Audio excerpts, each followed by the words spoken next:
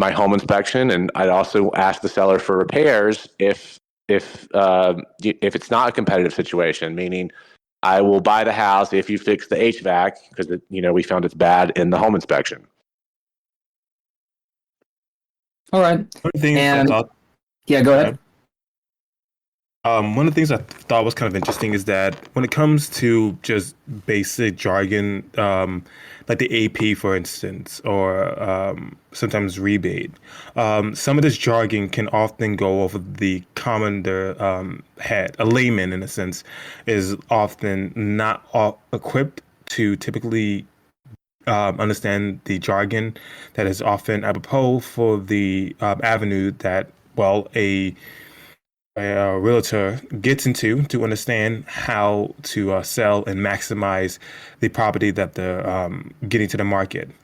When it comes to these expertise and these talents that they usually have, what do you think really seals a deal more often than not? Is it usually that sort of knowledge, or is it a level of charisma that can really do a good job of understanding how to entice and invite the person to understand what type of deal they're getting? So I just want to make sure I understand the question. Is it how are you anticipate or Are you usually doing this? My apologies. I'm typically asking in terms of um, maybe this would probably be a better question. When it comes to people that you're selling to, are you usually leveraging just the interaction in of itself, or are you doing a balancing act of like their knowledge? Like, are you selling them based off of the knowledge, or is it more like a charisma thing when they encounters? Like, is it just energy, or that's what I'm asking. I was just interested in. Sure, I think it's two different aspects or two different approaches if it's who you're representing in the transaction.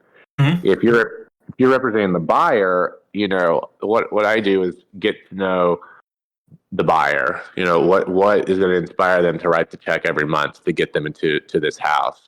Mm-hmm. And then I don't just go and put them in front of properties and try to quote unquote sell them. I try to find exactly what they're looking for and let the house really do the talking for me, right? Because you've told me you want a big backyard and open concept on a quiet street. I'm going to find that and get you into the home, and it's more just you can kind of see that they're having the emotional reaction to the house. So in that regard, I think it's more just being intuitive enough to listen to actually what the buyer is telling you they want, and then finding the right home. If you're working for the seller and your job is to market the property, it's a little bit different because you're not just looking for one buyer.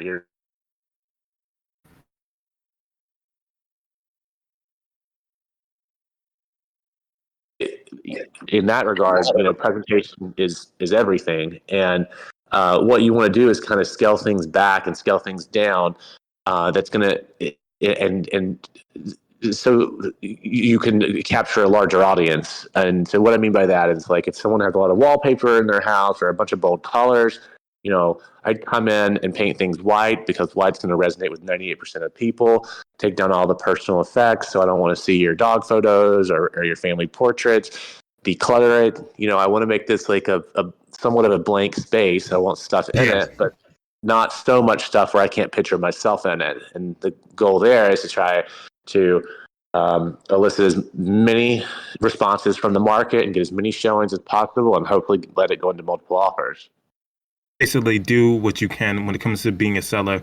Do as much as you can to maximize the amount of people that can see themselves in a home, and like make it maximize the by the way to entice somebody in this regard will be to maximize the amount of people that could envision themselves in a particular home, which is, as you said before, creating a blank slate. While as in the other situation, you would want to tailor the house in such a regard where they can forego to some degree how the pricing is if they feel as though this is like the ideal home, and if people feel as though they found their ideal home, there's a less of a likelihood that they're going to try to look somewhere else. They feel like this is the home that they could picture themselves in for years on end. Yeah, I think that once you've lined someone up with what they want, then the emotions there's an emotional response, and then that's when a deal's made. That's when it's a situation that everyone feels like they've won in. The seller feels like they've won, the buyer feels like they've won. Everyone has came together and in a way where everyone's happy. Now, yeah, go ahead, AZ. I was just interested, since I see that you're on the precipice of probably one of your biggest sales. I want to congratulate you on that. But if you could take us to your first sale, what were some vital lessons leading up to that you found out that are still something that you like? What were some valuable lessons that you learned from that situation? Really communication. I think in the first sale, just assuming that the client that I was working with knew everything about the contract and knew everything about the sales process, because he was in DC. There's a lot of highly functioning professionals, a lot of just well polished people in this city, highly educated. My client was a really prestigious attorney, and I just assumed that he completely understood everything about the sales contract, and I didn't go into enough detail. And so what I took away from that was, you need to my job is to hold someone's hand and go through every bit of what they're signing, interpret it for them. Don't just leave it for them to read on their own or assume they understand it. And just be overly diligent in the way I communicate. So there's no step of the process, meaning the home inspection, the closing, just whatever we're doing, that they're kind of having to ask, what are we doing, or what is this? So communication's number one. And for that as well, I wanted to go into asking you, like, if you could explain things more of like the terms and conditions of contracts and other legal documents. So how do you handle negotiations and counter offers would be like my first question about that. Well, again, every deal is different. If it's a multiple offer situation, it's gonna affect how you write the contract and how you make the offer and handle the negotiations. If you're the only person at the table, then again, the contract is going to be you're going to write it differently, and your strategy to win the house is going to be differently. Did that answer your question? Is that what we're talking about?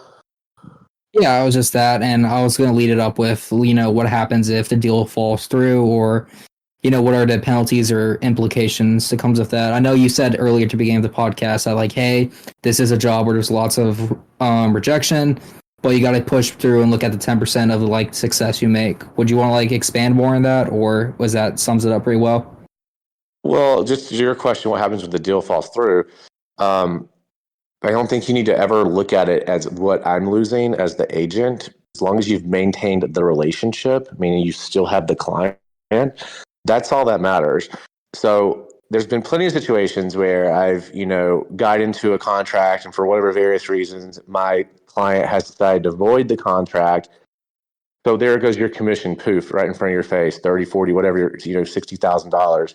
And if you look at your clients like a commission, then you're always going to lose, because people can feel when you actually care about them and you're actually trying to help them get to the next phase in their life, or the next space in their life, or if you're looking at them as their meal ticket. And when you look at someone like a meal ticket and treat them as a transaction, there's a good chance that they're not going to come back to you in the future when they get ready to sell that house, or maybe that transaction they voided, they won't come back to you to use you to go and actually find the house they're going to buy.